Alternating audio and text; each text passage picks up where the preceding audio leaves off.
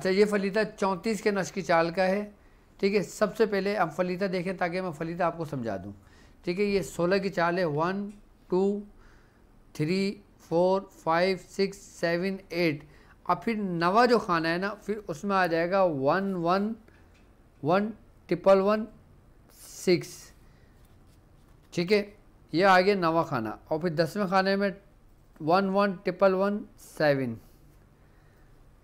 ठीक है। और फिर 11वें खाने में आ जाएगा 1 1 1 1 2 2 2 9, यानी कि 12,229। अच्छा 90 खाने के अंदर जो आएगा ना वो आएगा 12,226, यानी कि 12,226। 10वें खाने में आएगा 12,000, यानी कि 12,227। 11वें खाने में आएगा 12,229। और 12वें खाने में आएगा 12,230। और फिर 13वें खाने में आएगा 12,231। फिर 14 खाना यानी कि 14वें खाने के अंदर आएगा 12,232।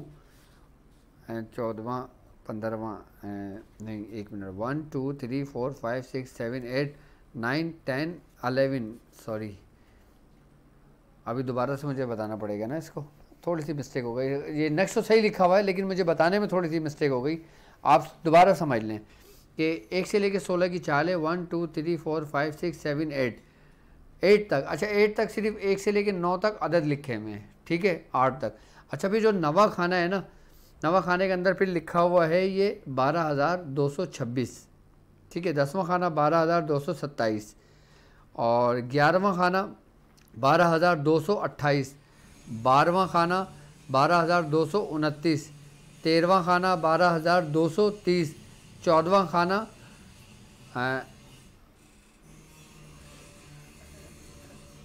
29 30, 13वां खाना 12,231, 13 14 15, हाँ ये 14वां खाना आ गया।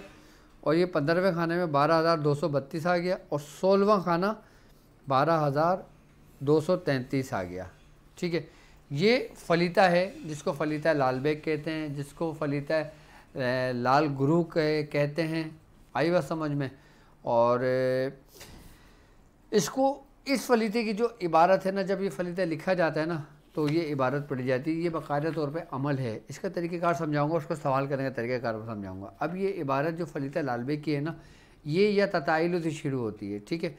हम जब एक फलीता लिखेंगे तो एक दफ़ा इबारत पढ़ के उसके ऊपर दम कर देंगे, पढ़ के उसको उसके ऊपर फूंक देंगे। अच्छा इबारत क्या है, या तताइलु बहक अलजल अलजल, या ललाइलु अलजल असात, अल्लाहन हरचे आसेब, जिन व परी, देव, भूत, चुड़ैल, खबीस, शयातीन व हर बला, यक दर जो फ़लाँ बिनते फ़लाँ मुसल्लत शुद, यानी कि फ़लाँ बिनते फ़लाँ जिस मरीज़ का आप काम करोगे ना, आप उसका नाम लोगे।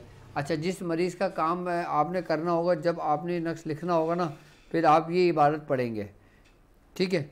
आपने उस मरीज़ का नाम लिखेंगे, फ़लाँ बिनते फ़लाँ पे मुसल्लत शुद असदरी फलीता चराग सोता गर्दानन अलीकन मलिकन तलीका अंता ताला माफ़ी क़ुलूबिहिम फलीतन फ़िरौन मलाउन, नमरूद मलाउन, दज्जाल मलाउन, इब्लीस मलाउन, याजूज मलाउन, हवाला बख्श कोतवाल व लाल बेग, करदम हरचे आसेब, जिन जिन्नात व परी, भूत, चुड़ैल, खबीस, सहर, जादू, नज़र, हर बला यक दर बदन। फिर यहाँ पे नाम आएगा फ़लाँ बिनते फ़लाँ, सुनो लेस आज़ाद मीद हर व मज़ामत, मीर सानन सुख्ता खाकसर शुद, ठीक है। और फिर आएगा राफ़े बेहक़ या काहा या जब्बार, अहयन अशन बेहक़ या बदू या बदू या बदू, ठीक है। अब ये राफ़ा, ये इसको जलाने के लिए, ख़त्म करने के लिए, इसको दफ़ा करने के लिए बिल्कुल बेहतरीन ये इसकी इबारत है, ये इसकी आई बात समझ में। लेकिन अब इसकी हमने ज़कात अदा नहीं करना, इसको ज़कात अदा नहीं करना, लेकिन जो आमिलीन हज़रात हैं, जो वो रूहानी मौलवी हैं, ठीक है। अब जब कभी किसी किस्म के ऊपर ऐसा कोई फलीता, ऐसा कोई वो आ जाता है, मामला सरपेश आ जाता है, जैसे मिसाल के तौर पे इस कंडीशन में ज़चकी की हालत में जब ये मामला हो जाते हैं, आपने देखा होगा उसके बाद भी मामला रहते हैं जिसकी वजह से बच्चे भी मुतासिर हो जाते हैं। तो ऐसे में ये फलीता एक दफ़ा लिख कर, आई बात समझ में। इसको फलीदा बनाया जाता है, इसका तरीक़ेकार समझ लें कि इसमें मट्टी का एक चिराग लेंगे, ठीक है, और उसमें देसी घी डाल देंगे, और देसी घी डालने के बाद फलीदा इसमें रख कर उसको रोशन कर देंगे, और रोशन करने के बाद जो मरीज़ होगा ना उसको उसके सामने बिठा देंगे। आई बस समझ, मरीज़ उसके लोगों को देखता रहेगा। एक इतर का पोया लेंगे, उस पर इतर लगा के उसके करीब रख देंगे मरीज़ के। आई बस समझ में। तो वो जो मरीज़ इसका जब धुआं उठेगा इस चिराग का, जब मरीज़ इसके करीब होगा, इसको देख रहा होगा, तो मरीज़ इसके अंदर से किसी भी किस्म का कोई आसेबी असरात हो, कोई भूत पलीत हो, जिन्नात हो, खबीस हो, परी हो, भूत हो, किसी किस्म का सहर हो, आसेब हो, कुछ भी हो, हर चीज़ वजूद से निकल जाएगी उसके। अच्छा, ये फलीता इस तरीके से जलाया भी जाता है, और ये फलीता सुंघाया भी जाता है, और इस फलीते को आप बहुत सारे काम दे सकते हो। लेकिन ये स्पेशलिस्ट जो है ना फलीता, कहते हैं ना कि कोई ना कोई फलीता किसी न किसी चीज़ का स्पेशलिस्ट होता है। लेकिन ये जो फलीता है ना, ये समझ लो कि आसेब को जलाने के लिए, भूत को जलाने के लिए, खबीस को जलाने के लिए, हर किस्म की शयातीन को जलाने के लिए बेहतरीन है, ठीक है। लेकिन सबसे बेहतरीन जो ये काम होता है ना, जो सबसे बेहतरीन में इस्तेमाल होता है, वो आता है ज़चकी की हालत में। आई बस समझ, जब कभी ऐसा हो कि ज़चकी की हालत में जब औरत को बुखार चढ़ जाए, या शिद्दत का बुखार चढ़ जाए, ब्लड प्रेशर काबू में ना आ रहा हो, आई बस समझ में, और वो बेकी बेकी हरकत करने लगे, या ज़्यादा हंसने लगे, या रोने लगे, इस किस्म की एक्टिविटी करने लगे जो आम रूटीन से हटकर होती है, तो फिर वो किसी न किसी ऐसी अमराज में मुब्तला हो जाती है। ऐसे होता है, लेकिन कम होता है। ये नहीं कि हर औरत के साथ हो, ऐसा नहीं है। अच्छा, मैं इसलिए आपको बता रहा हूँ क्योंकि जाहिर सी बात है हमारे साथ दुनिया भर से लोग जुड़े हुए हैं। अल्लाह ना करे कभी उनके गांव में, उनके शहर में, उनके रिश्तेदारों में, उनके अहबाब में कोई ऐसा केस आ जाए, तो ये फलीदा उसका स्पेशलिस्ट है। ये फलीदा आप लिख कर, आई बस समझ में, और इसी तरीके से पढ़कर इसके ऊपर दम करके फलीदा बनाकर आप चिराग में जलवा दें। आई बस समझ में। उसको नाक में धुनी दे दें, उसके करीब जाके धुनी दे दें, उसके जिस्म से उसके ऊपर से मल के जला दें। जिस तरीके से चाहो आप ये फलीदा इस्तेमाल कर सकते हो। लेकिन ख़ासियत इस फलीदे की यही है कि ये जिस्म के अंदर हर किस्म के आसेब को जला देता है। बातों का ऐसा देखा होगा आपने कि अक्सर यार दोस्त कहीं घूमने जाते हैं किसी जंगल में, किसी वीरान जगह पे, जब कोई वहाँ पे कई कुछ भी मामला हो जाते हैं, यानी कि कहीं पेशाब कर देते हैं किसी की जगह पर, किसी शयातीन की जगह पर, किसी जिन्नात की जगह पर, या किसी ऐसी जगह पर, या आपने देखा होगा अक्सर लोग किसी न किसी किस्म में जंगलों की तरफ जा रहे होते हैं, वहाँ उन पर आसेब भी चढ़ जाता है या आसेब हो जाता है उनको, वो उल्टी सीधी हरकतें करने लगते हैं, हंसने लगते हैं, रोने लगते हैं, आई बस समझ में अपनी कैफियत में नहीं होते, अपने हाल में नहीं होते। ऐसे अमराज बहुत ज़्यादा आते हैं जो बेकी बेकी बातें करने लगते हैं। तो आप ऐसे मरीज़ों को ये फलीदा लिख कर उनको दे दिया जाए तो वो उसी वक्त दफ़ा हो जाता है, उसी वक्त राफ़ी हो जाता है, उसी वक्त ख़त्म हो जाता है। आई बात समझ में। लेकिन ये इबारत पढ़ी जाती है और हर नक्श पे ये इबारत एक दफ़ा पढ़ी जाएगी। आई बात समझ। अगर जो लोग इसकी ज़कात अदा करना चाहते हैं तो फिर ये नक्श 9 नक्श रोज़ाना लिखे जाते हैं, नहीं 16, हाँ 16 नक्श, 1 मिनट, हाँ ठीक है, 16 नक्श ये रोज़ाना लिखे जाएंगे और 34 दिन तक लिखे जाएंगे। अच्छा, इसको 34 नक्श भी लिखे जाते हैं रोज़ और 16 नक्श भी लिखे जाते हैं। जो लोग रूहानी मौलिज हैं, अगर वो अपनी बयान में इसकी तरतीब लिख लें, तरीक़ेकार लिख लें इसका, तो और इसको लिख कर फिर आप जो ना इसको इस्तेमाल में ला सकते हो। अपनी बयान में भी इसको ये तरीका लिख सकते हो।